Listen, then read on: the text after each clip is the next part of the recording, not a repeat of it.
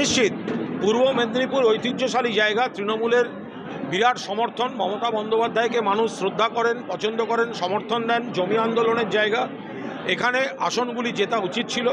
BJP নিশ্চিতভাবে কারচুপি করেছে, কিন্তু পাশাপাশি তৃণমূলের মধ্যে আত্মসমালোচনা দরকার।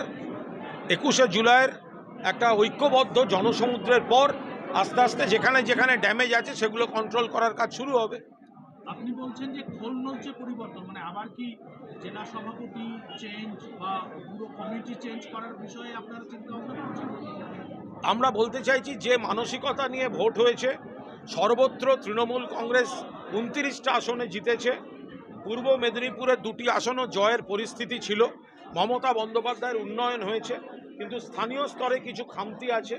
সেই খামতি যাতে ড্যামেজ কন্ট্রোল করা যায়, সেই জন্য আগা পাস্তলা নতুন করে ভাবনা চিন্তা করে এই ড্যামেজ কন্ট্রোল হবে।